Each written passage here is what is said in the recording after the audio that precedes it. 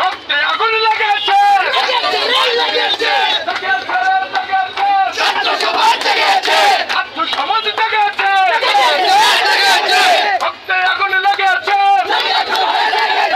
আমলাতন্ত্র নিপাত চাও শিক্ষার আলো মুক্তিবাদ আমলাতন্ত্র নিপাত চাও শিক্ষার আলো মুক্তিবাদ We want Rajan Sir! We want Rajan Sir! We want Rajan Sir! We want Rajan Sir! Rajan Sir! Rajan Sir! We want Rajan Sir! We want Rajan Sir! We want Rajan Sir! We want justice! We want justice! We want justice! We want justice! पूरा शहर जाम लगेगा We want justice! আমরা control নিপাত মুখ করো শিক্ষার আলো মুক্তিবাদ শিক্ষার আলো মুক্তিবাদ We want justice! We want justice! We want justice! We want justice! আমাদের গুরু ছাড় আছে কিনা?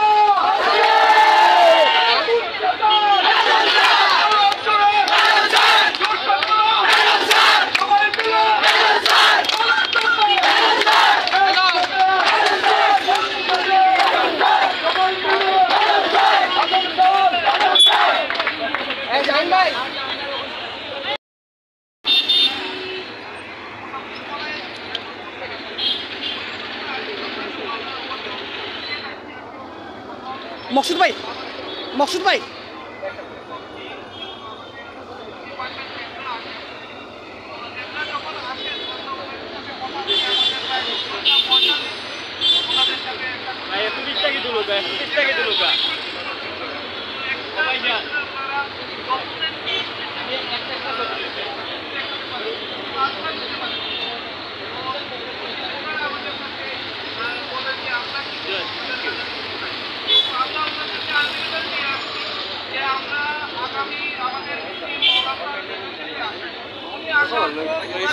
আমরা বার্ষিকীতে রাজন সাহেবকে নিয়ে যাবো এবং অথরিটি সিন্ডিকেট কিংবা ট্রাস্টি বোর্ডের যারা আছেন ওনারাও আসবেন, ওনাদেরকে সাথে নিয়ে আমরা মিটিং করব।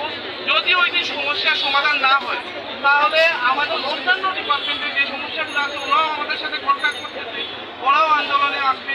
তো সবাইকে নিয়ে আমরা এই ভার্সিটি ইনশাআল্লাহ নেক্সট ডে আমরা ক্লাস করতে পারি, এটা আমাদের ইচ্ছা এবং আমরা এই আলটিমেটাম দিয়ে ইনশাআল্লাহ আমরা আমাদের পদক্ষেপ এবং আমাদের কর্মসূচি পালন করে যতক্ষণ এই আন্দোলন দাবি দেওয়া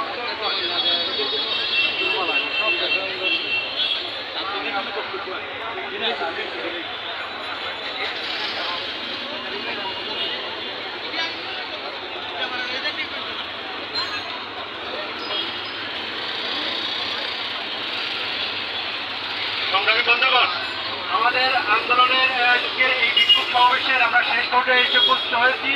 আমাদের পরবর্তী আন্দোলনের কর্মসূচি ঘোষণা করবেন সিলেটের বিশিষ্ট রাজনীতিবিদ, জাতীয় সমাজতান্ত্রিক দল জাসদ সিলেট জেলার সংগ্রামী সভাপতি জননেতা লুকমান আহমদ আজকের সভার সমাপ্তি ঘোষণা করবেন এবং আমাদের আন্দোলনের পরবর্তী কর্মসূচি ঘোষণা করবেন।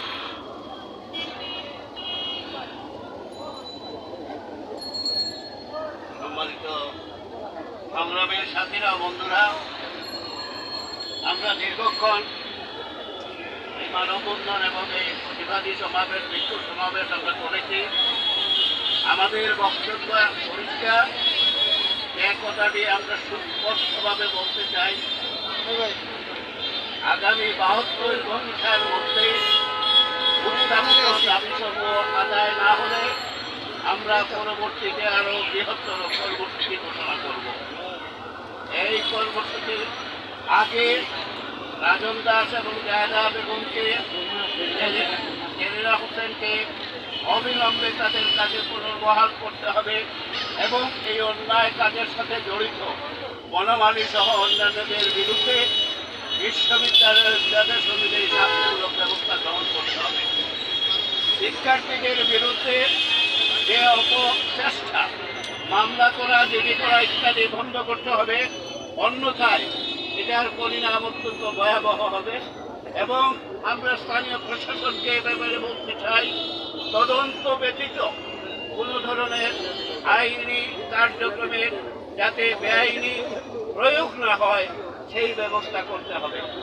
আমরা আর কথা বাড়াতে চাই না। আগামী 72 ঘন্টা আমরা অপেক্ষা করব, তারপরে আমরা পরবর্তী কর্মসূচি ঘোষণা করব। ধন্যবাদ সবাই। আজকের কর্মসূচি এখানেই সমাপ্ত।